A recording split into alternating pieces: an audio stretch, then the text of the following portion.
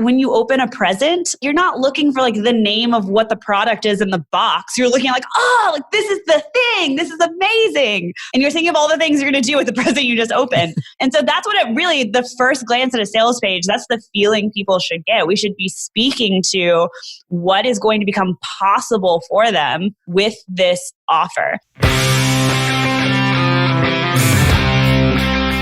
Welcome to the Certified Badass Online Marketing Podcast, where being a badass has less to do with what you wear and what music you listen to, and everything to do with whether you've got the thriving online business of your dreams.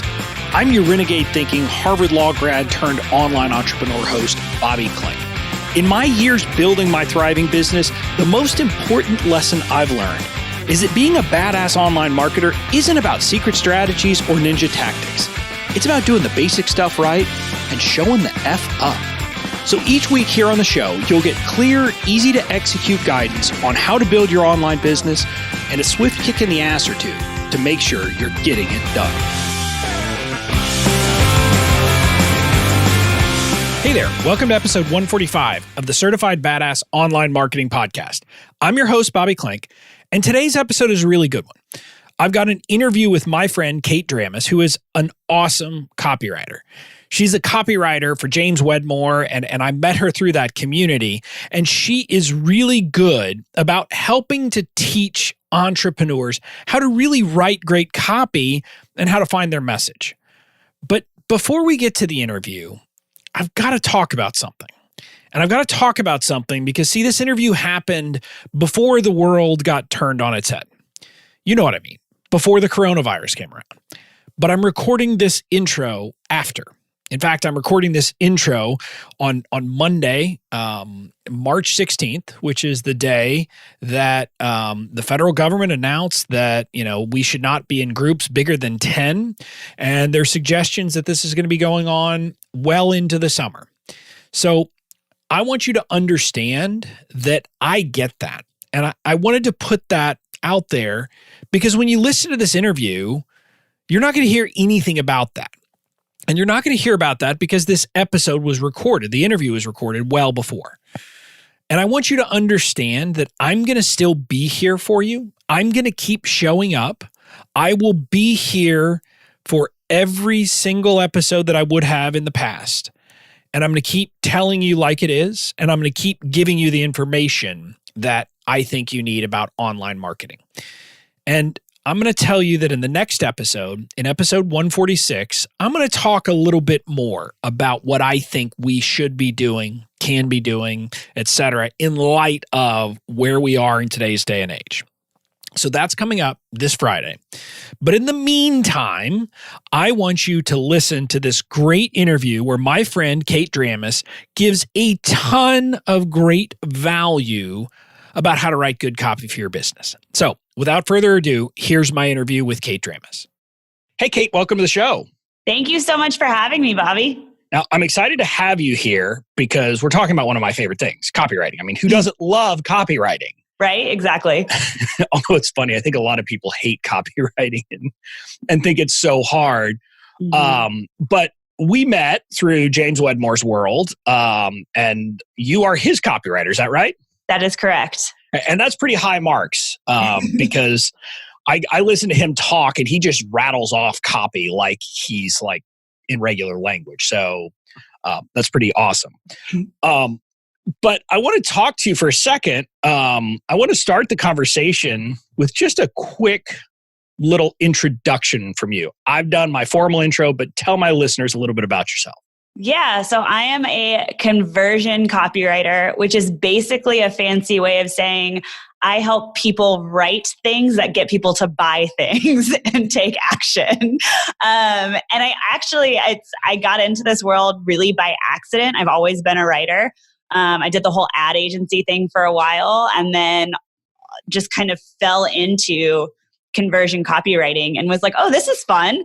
This is dope. This is something I'm good at. And here I am. By the way, I love the way you say that. I'm a conversion copywriter, which is just a fancy way of saying, and then put it in plain English because it's kind of what I say. I like putting things in plain English. So I love that. But actually that is an interesting thing to talk about because I hear so many people who say that, although they don't mind writing, they hate having to write a sales page or something like that. And really what they're saying is they hate writing conversion copy. Mm-hmm. And so why is conversion copy so different from just the regular stuff that we write day in and day out? This is such an interesting point, because I think that's actually where a lot of people get hung up and trip themselves up on conversion copy. So really, the only thing that makes conversion copy different than the everyday copy is that there's a specific purpose to it, which I actually think makes it almost easier because you have a set intention behind it. And so I think where a lot of people get hung up is like, oh, well, there's formulas and there's science behind buying, and all of that is true. But if you can strip that away and say, okay, what is the intention of this piece of copy and what's the best way to fulfill on that intention, it actually makes it so much more simpler than just being like, oh, I'm just going to write this thing that doesn't really have a goal. And it's just kind of like this vague, idea in my brain. But I think that that's one of the things that really trips people up is the word conversion is big, it's scary, and it has a direct impact. And so as soon as you see that, it's like, oh no, like this copy can fail. If a copy doesn't have a goal, then it can't fail. But by the way, listeners, so we're recording this with video on, and you're not seeing it, but it's hilarious when Kate starts talking about like non-conversion, just like regular copy, she naturally just kind of starts looking around because it's aimless. And I love that she was doing that and started laughing at the time. But I think that's true. And the great thing is actually there are some, you mentioned rules and formulas, and I'm not one for being formulaic about everything. But for example, in creating bullets, there are pretty simple ways to take things like an objection and turn it into a bullet. And so it's actually easier in a lot of ways. Exactly. But let's talk for a second. Let's dig a little bit deeper. Mm-hmm. When you use the word conversion copy, like what all in your mind is included in conversion copywriting, meaning like the different pieces of copy that someone might create? So being in the online business space, I actually look at every piece of content as a piece of conversion copywriting. Okay. And I really think that business owners should be looking at this way as well. Because if you think about it, everything you put out, whether it's an Instagram post, a nurture email, a sales page, an ad, a Facebook live headline, has some sort of direct response goal. You're asking someone to do something, even if it's just to read the dang post and comment. And so if we can think about what is the action we want people to take, and it doesn't have to be a buying action. I think a lot of people think of conversion copy as just the sales component, but it's the opt-ins, it's the engagement, it's just getting eyes on something. And so when I think of conversion copy, I think of any piece of copy that's being created online. So, and you touched on it here, and I think this is, I don't know if you used the phrase, but it's basically you're saying it's direct response marketing. Exactly. And everything we do effectively, other than like maybe our blog post isn't itself direct response copy, but everything else really is, because we are saying, do this. Mm-hmm. And what's the big, like if you could pick the biggest one mistake people make in their kind of copy generally, what is it? Ooh. I know there's probably a lot. You probably see them and you spot tons of them. Yeah, I would say the biggest mistake I see people make in their copy is actually in how they go about writing their copy. So a lot of people think that copywriting, again, is this like very scientific, formulaic, you've got to follow the templates kind of thing. And so they start with what I call is like the execution. Like they sit down and they're like, I'm going to write. And they don't actually think about what they're writing about.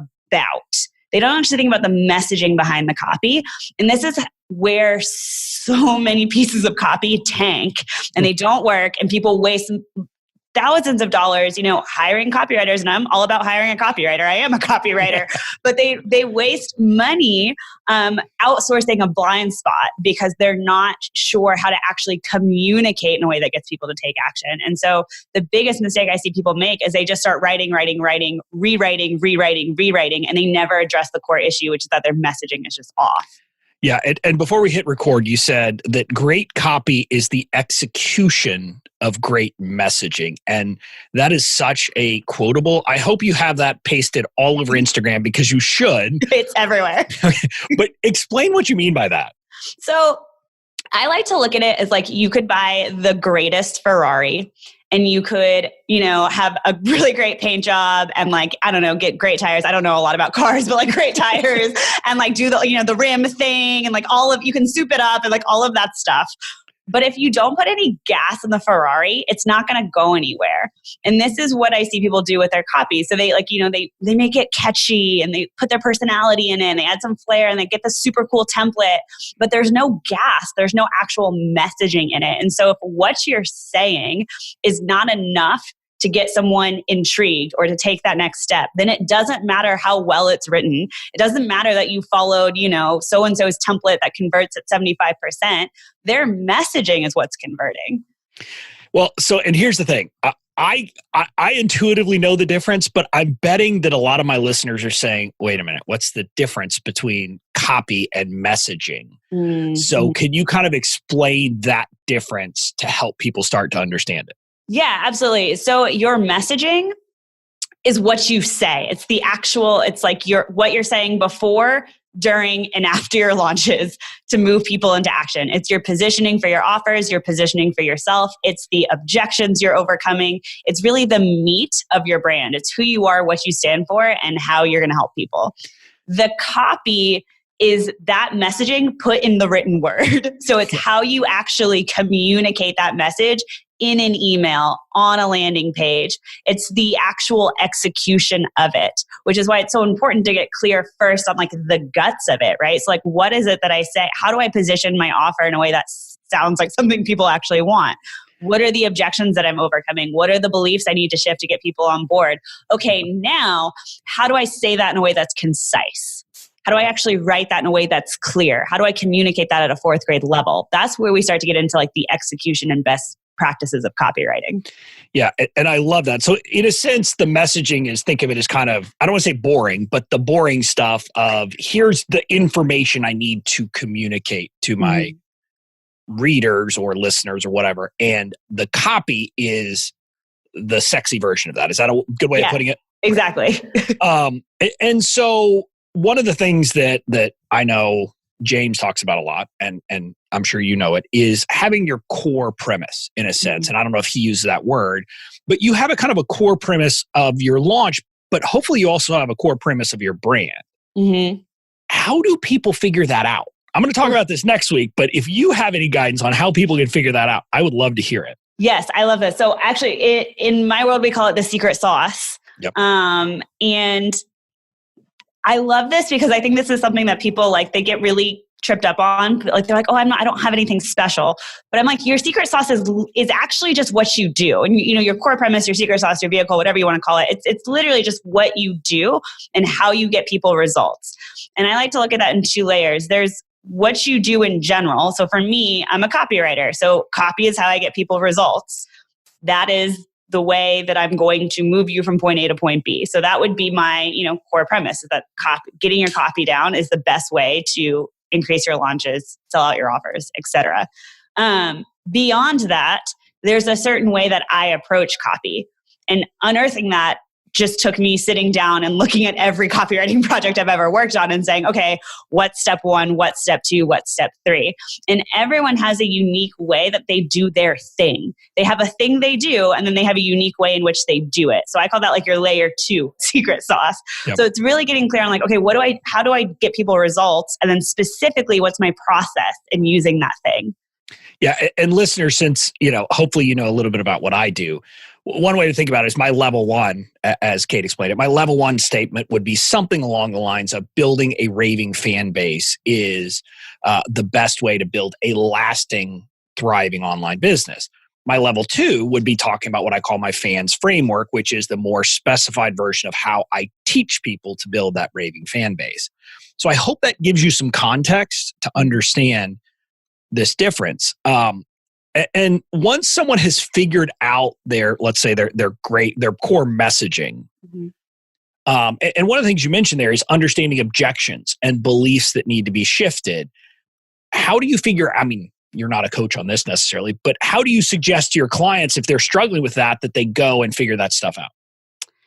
I think it's about having conversations with your people, to be honest with you.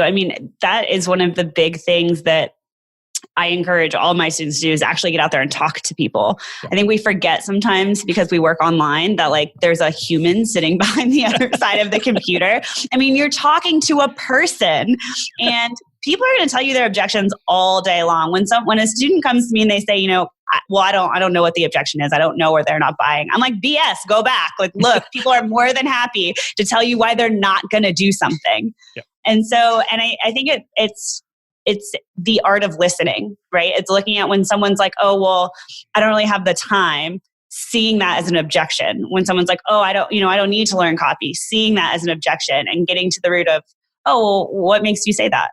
Yeah.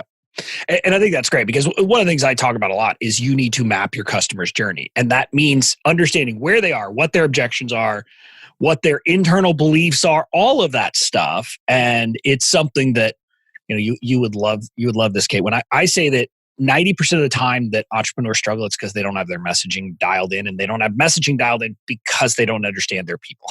Mm-hmm. So listeners, go understand your people. Yes. That's the big takeaway here.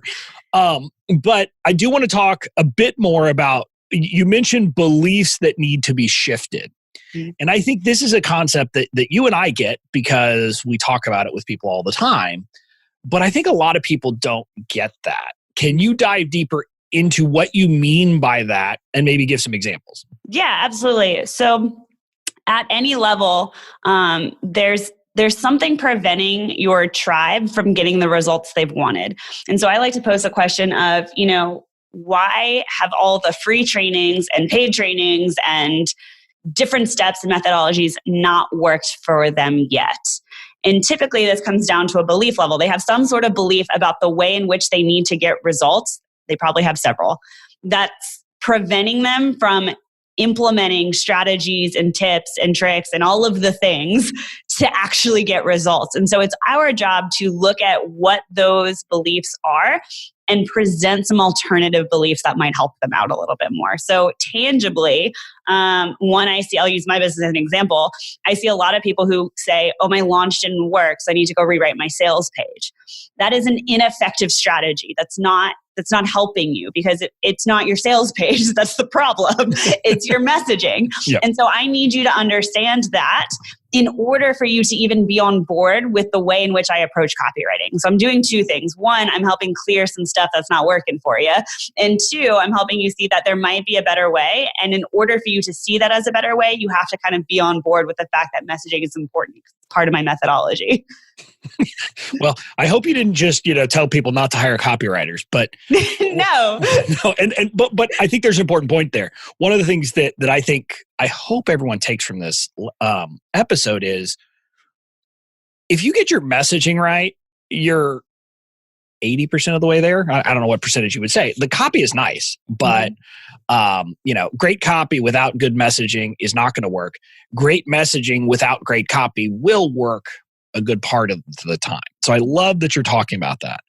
And I also love that you're telling people they need to deal with beliefs that they need to shift, because I tell people everybody's audience has mindset shifts they need to make. But I want to get away from this high level discussion we've been having and talk about some execution pieces. Cool. Yeah. And first, I want to address, because I say it all the time, and there's a deeper message here, but I want to talk about this thing I hear and see in groups all the time when people are writing their sales page. And they say, why in the world do I have to write a long sales page? I've literally never read one of these all the way to the end in my life. So why do I have to write one? And what's your answer to that? You are not your audience. You are not so direct about it. I'm a copywriter. I'm supposed to be concise. This is what I've got. Yeah, I think that, this is an interesting point. I hear this a lot too. I get this asked a lot about email copy, actually. I see it with sales pages, but especially emails. I get, Kate, is this too long? And I'm like, compared to what? Like, where is the Bible book on copy that says an email can only be 500 words or, 200 words? I haven't seen it. Yeah. And I think that, you have to, copywriting is this really interesting thing where you're writing to the masses, but you're speaking as if you're speaking to one person. But that does mean that your sales page needs to have enough information for the person who hasn't fully made a decision yet, because that person's reading it. Yep. And it also means that you have to cater to the person who has made the decision, which means you need a call to action above the fold so someone can buy immediately. So it really is a mix. And you're not writing for yourself. I mean, that's when you're writing your copy, you're not writing for yourself. It's not about you. It's never about you. It's about your audience. Yeah. Well, the funny thing is this was driven home to me recently at a mastermind retreat I was at, because we had this personality expert come in and recognize, evidently I'm what's called a spring, which essentially means I'm an ideas guy. I'm a spontaneous guy. That explains why I rarely get past the hero section of a sales page. I'm like, yes, I want it buy. But there were people in that room who are in my mastermind, high level entrepreneurs who are the people who will read every single word on a sales page. And I think a lot of people don't get that. Not everyone's like you. Mm-hmm. Even the detail people is funny. They're like, wait, everybody doesn't want that? We're like, no, don't give me that stuff. But so let's talk about sales page mechanics, because I think emails, and correct me if I'm wrong, the way I approach emails in a promo is, the good news is I'm going to write so many emails. Some are going to speak to the detail people. Some are going to speak to the spontaneous people. Some are going to speak to the emotion people. Whereas my sales page has to speak to all of those people, because I can only really have one sales page.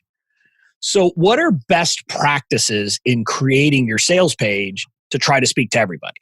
I love that. I feel like at first I need to preface this with, your sales page does not sell your offer.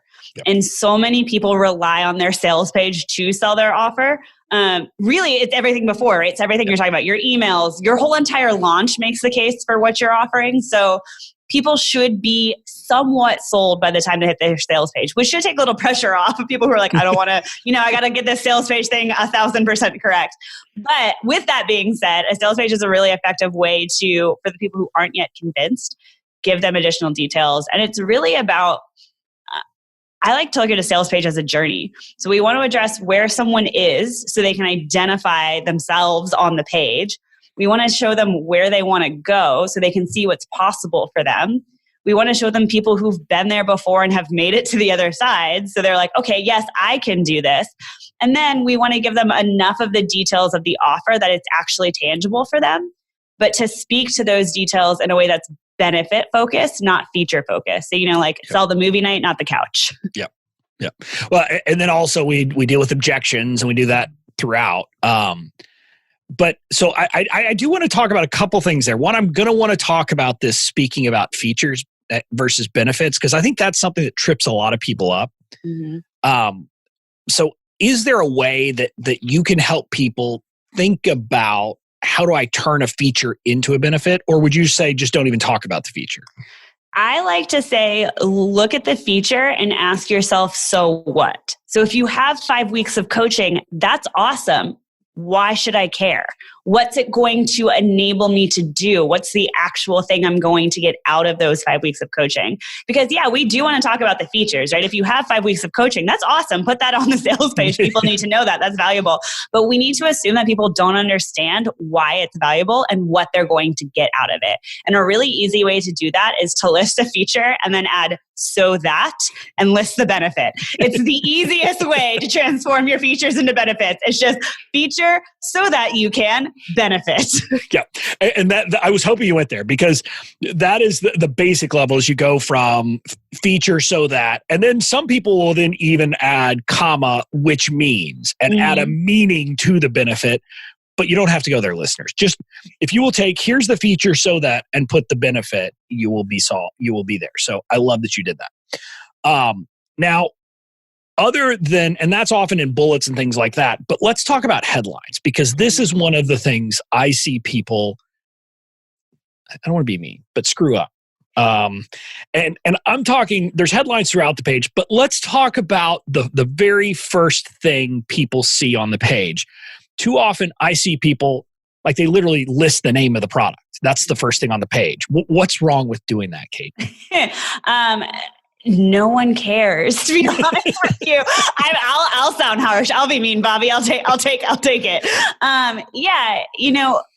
It's not about the name of your course. It's not about the name of the offer. It's about what the offer can do for people. And so if you think about it, it's like when you open a present, like you're not looking for like the name of what the product is in the box. You're looking like, oh, like this is the thing. This is amazing. And you're thinking of all the things you're going to do with the present you just opened. And so that's what it really, the first glance at a sales page, that's the feeling people should get. We should be speaking to what is going to become possible for them with this offer. I do think it's important to have the name of the offer somewhere above the fold, but it's not the headline. Like it doesn't need to be, that's not the promise. What is the promise? What's this offer actually going to do for them? Yeah. So the another way to say it, I think, is that the most prominent thing above the fold needs to be something that sets out the transformation that people will get by purchasing. Is that a way to put it? Yeah, absolutely. And listeners, and again, I don't love formulas, but I'm going to give you one here that you can think of. How to fill in the main benefit or transformation people want without, and then put one of their big objections. If you just do that, you're how far along are you if you do that, Kate? I'd say you're at least 60% of the way there. There you go. So I gave you 60% of the value, and you can go deeper. And look, I love kicking these things through with people, but that I think is one of the big mistakes people make is their top headline is bland and nobody touches it. But let's talk about like headlines throughout, because I think this is something that people need to be thinking about when creating a sales page. You'll tend to notice that the best ones, they have like real headlines, but then they have things that are like bolded in the middle of the text blocks. Explain what all of that is about. Yeah. So if you think about it, most of us are skimmers. So people do read entire sales pages, but they also skim them and they go from section to section. And so again, we're writing for everybody, which means we include all the details. However, those headlines down the page chunk the page into digestible sections. So when you're looking at writing those headlines and you're looking at which phrases need to be bolded, we're pulling out key information and key themes throughout the page. So for example, you have your hero section. The next section is typically what I like to call the struggle state. So where are people right now? You want to make sure that headline speaks directly to those people, that it identifies who you're talking to and it identifies the main pain point or even what they want and what's preventing them from getting it. And that way you're pulling out key pieces without people having to read every single word on their page. You're bringing their eyes down the page and they're able to actually scan it, find what they're looking for, pull out the key details and make a decision. So, and it's great to share that because my integrator, Katie, talks about how when she reads a sales page, she basically skims the headlines to decide whether she wants to read the whole page. Mm-hmm. But I guess here's my question. Should I be thinking that the headline should string, and I have no idea what you're going to say here, string together where like if I read just the headlines and the bolded things on a page, that will actually take me on a meaningful journey in and of itself? Yes. I think you should think about it as like chapter titles. So you can look at the progression of the story without knowing the details and know how it ends. Oh, I love that. So I think that's enough. I don't want to talk more details because look, getting into details about how to write story. I mean, people can create books or whatever. Are there any resources that you think entrepreneurs can get their hands on to help them get better at executing copy? Wow, there's so many. Come hang out with me if you want to. Yeah, I think, practice makes perfect, first and foremost. And I think just trying your hand at being more strategic with your copywriting. Okay. So putting copy out there and measuring its success. This is, Bobby, you just got me onto a side rant. What's so great about conversion copywriting is you can directly measure the success of it. There's data to tell you what is working and what is not. And I see a lot of people ignore that and go on intuition. So they're like, one person said this page was boring. It's a failure. I say that I actually had someone, we're in the middle of a launch right now, and I had someone say that, I can't imagine this training is going to be fascinating because this landing page is boring. And I was like, well, thank you for pointing that out. This landing page converts at 50 to 60%. Industry average is 30, kind of reverse engineering. And I think and I say that because this is something that a lot of people think, right? Like they look at their copy and they're like, oh, I got a negative comment, or, I'm not seeing thousands of leads and they're just not looking at the numbers. So I would say, in terms of getting better, know what to look for, know what to study, know what to pay attention to, because that's going to help you improve. It's like being able to identify the leak versus, ripping all the pipes out of the house and being like, well, I guess we'll just start over. Yeah. And a key thing there that I think you didn't mention, like you and I would get it, but I think it's important to say, listeners, the problem is like if you take something and it's okay, and you say, I'm just going to scrap it and start anew, you don't know what had the effect. So you're better off maybe tweak one thing at a time. Yes. And again, in a launch, maybe you can't do that because you don't have enough time. But with Facebook ads, maybe just try a different headline and see how that works. Or try a different image and try one thing at a time, test it, figure out which works, and make it better.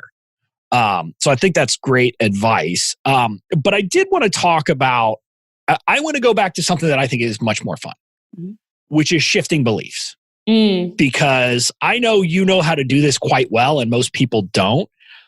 Because a lot of people just want to tell other people your belief is wrong. And that doesn't work. And I'll just tell you, listeners, it doesn't work. Telling people you're wrong, stop believing this, is not going to do it. You have to actually show them that they're wrong. So, Kate, can you talk about some of the ways that you can actually show people they're wrong instead of just telling them they're wrong? Yes. And I think it's important to note that it's really not a matter of showing people they're wrong. It's a matter of giving them an alternative perspective that might help them get results in a better way.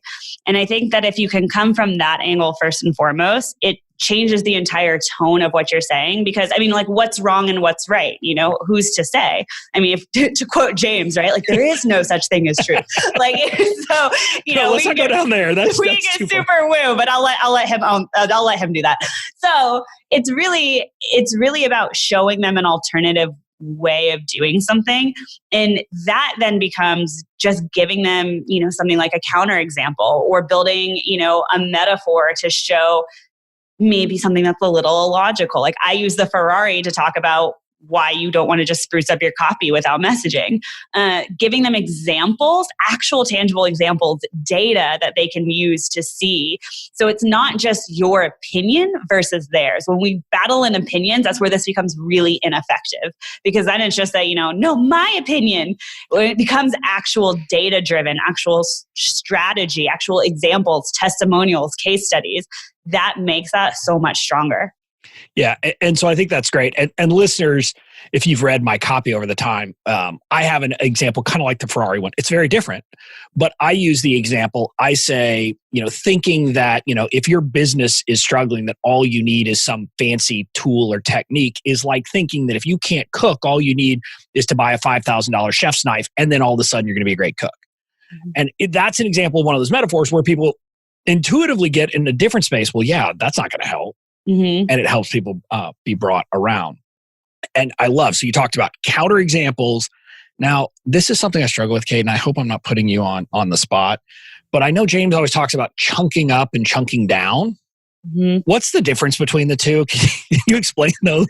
Yes, actually. So chunking up, put this in copy, like fourth grade language terms.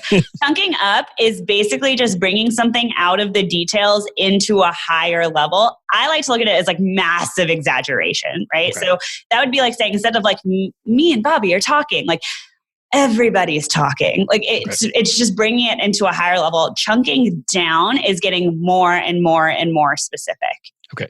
So chunking up would almost be saying, let's take this. If you're saying this is true on this piece, let's assume it's true universally. And what would that lead to? Is that right? Yes. And chunking down is the opposite. It's if you're making a broad assertion, well, let's get down to the details and see if it's actually true. That's kind of how you do the difference. Exactly. Yep. Making it super specific. And so listeners, I think the reason I went into this discussion with Kate is because this, I believe, is where you're going to win or lose in messaging and in copy. Because the reality is people have these beliefs and you have to overcome them and give them a new belief oftentimes for them to buy. And so one of the things I would ask, Kate, is how can my listeners like spot these old beliefs that they maybe need to shift with some of these tools of chunking up, of analogies, of counterexamples, of case studies? So paying attention to how your audience is speaking is going to be incredibly important. So look for things like I am statements are huge beliefs, right? Anything that comes after I am is what we're actually identifying with. I can, I can't, I've tried. Anything that's looking towards their actions, their behaviors. A tangible example of this is like, I can't write. I'm not a good writer. That's a belief. That's a belief. Like what's a good writer? There's no like test that we take that would qualify you there. So we'd want to pay attention to any time that your audience is saying things like, I can't, I am, I'm not, I do, I don't. Any of those I statements are going to be like bright red flashing lights that a belief is about to come out of their mouth. Yeah. And I would think, I would add, I love that, but I would add, I think always and never statements are also in that camp. And other generalizations like everybody, this is when, everybody's telling me that I shouldn't run Facebook ads. Like who's everybody? Yeah. Everybody? Literally everybody? Literally everybody? Like that's chunking up. Like if we want to chunk up, like everybody is telling you this. I love that we did chunking up in the middle of the episode. And with just a naturally, our tone told people everything they needed to know. But I think another one, so I love the everybody, but I also think anytime that they're talking about them or they, like they tell me, because that might be a sign that it's really they're saying everybody is saying, or the experts have said. Because again, oftentimes, correct me if I'm wrong, what we want to do is set ourselves apart from the other experts because that's what makes us different. And so we have to tear down what the other experts are saying. Is that right? Yes, absolutely. And any comparisons too. I think a lot of us we work in online communities. And so what a lot of people do is they compare to what other people are sharing with zero context. And so they'll say things like, I know this doesn't convert at the level of most people. Well, who are you talking about? Like, who's most people? And so anything where people are comparing or, shoulds and shouldn'ts, all of these are huge belief indicators. Yeah. Well, and the funny thing is like, this is an interesting thing, which is like, and I don't know, maybe I shouldn't be sharing this, but I'm pulling back the curtain here for listeners. Like a lot of like the multiple 6-figure and 7-figure entrepreneurs who are friends and get along, we're basically all saying, don't listen to them because we honestly believe that what they're saying is not right. And it's not that it's wrong at a deep level, but we believe that what we found works better. And so you see a lot of that in the industry, and that's okay. I assume you think that's okay, Kate, since that's what we do every day. Yeah. And I think it's more, for me personally, it's more of a timing thing, right? So I think that, I know a lot of multi-6 and 7-figure entrepreneurs who I love to refer people to. I'm like, go do this when you're ready to accomplish this task. Like when you're ready to do this strategy, this is the person you go to for. When you're ready to do this strategy, this is who you should go check out. So I think it's more not necessarily like, no, that's not the right way to do it, or not that I think my way is better. It's more that I think that you need to do this first and then go talk to someone else. Well, there's that piece. But I guess what I had in mind is like, look, there are people talking about launching with challenges. There are people who say webinars are the best way. There are people who say that a product launch, formula launch is the best way. Now, our friend James is saying that the combination of a challenge and a PLF launch put together is the best way to do it. And I guess I didn't want to say that word, but fine. You went there. Sorry. It's okay. You went there. But yeah, so there's all of this. And I think everybody who's saying that honest, they believe that what they are using is the best. And one of the things I tell my listeners is you have to figure out the pros and the cons. But in the process, you're going to hear this. And if you key into it, you're going to start to hear and understand and see this happening all around you, where people are setting it up and tearing down the beliefs. Because for a long time, webinars were the standard, right? They were the way you launched. And now people have started to tear those down. And it's not right or wrong. It's just what they're doing. So I don't know how we got down this rabbit hole. I shouldn't have taken us down here, but we're here. So here we are. Well, look, I want to be respectful of your time. If you could leave my listeners with like one or two kind of most important lessons you would want them to take to get better at writing copy, what would it be? So the first would be something a little more tangible and execution-based. Yep. And that is to really focus on, get clear on what you're saying first, right? Have an intention for every piece of copy. And once you've got that, speak to one person. Like, have a conversation with one person when you're writing it. If you don't feel comfortable writing it, speak it into your phone, dictate, but have a conversation with one person, because at its core, that's what copywriting is. It's conversing. It's having a conversation. It's doing it in an influential way, but it's having a conversation. And I think a lot of people lose sight of that, and they get really technical, and it just kind of loses its cadence and it's hard to read. So have a conversation, get clear on what you're saying, and then say it and have a conversation. The second thing I would tell you on a little more of a woo level is to remember why you do what you do. I think this is so important that we get keyed back into our purpose, because our purpose is what comes through in our message. And if you lose sight of that or aren't aligned with that, it's like you're just kind of babbling. Like, there's no heart behind what you're saying. And I really do believe that the thing that sets successful entrepreneurs and not successful entrepreneurs apart is those who get really successful have a very deep purpose that they're aligned with, and that comes through in their messaging. That's what enables them to take a unique approach with their positioning, to say something differently, to stand out differently. And if you don't know what that is, find that immediately, because that is what is going to come through and really help you differentiate and stand out, because you're going to be in alignment with your purpose is your purpose. No one else has that experience. That's for you. And so that's a really great way to separate yourself from the pack. Well, I love both of those. Now, I'm going to add one because I'm a copy geek. Read great copy. Yes. So for example, literally, there are certain people where if I see one of their Facebook ads come across, I always click the see more, because I want to see what they have to say. I want to see how they're structuring things. And, read sales pages that are where you're the actual target. Don't read some random one where you're not the target, because you won't relate. But if you are among the target audience, read the sales page, see what they're doing. Just be careful. Maybe put your credit card out of reach so you don't get tempted to buy. But read that stuff, because I think being exposed to it is a great thing that will help you over time.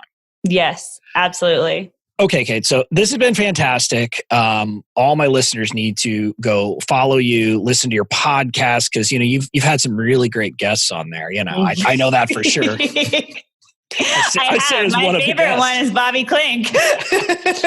but so tell my listeners where they can find you, where they can follow you. If you've got any freebies or something they can grab, tell them all about it. Yes, absolutely. So I'm everywhere on the interwebs as Kate Dramis. It's just my name. So you can find me everywhere. I'm most active on the Instagrams. And my podcast is the Dare to Be Dope podcast. We talk all things messaging and copy and just living your dopest life. So I would love for you guys to come listen and listen to Bobby's episode, because it's amazing. Yeah, we may have talked about email and sending emails. Listeners, I'm sure that's not a huge surprise to you that we would talk about that. But thank you, Kate. It has been fantastic. I appreciate you taking the time to come on today. Thank you for having me. Okay, listeners, I'll be back again on Friday with another episode.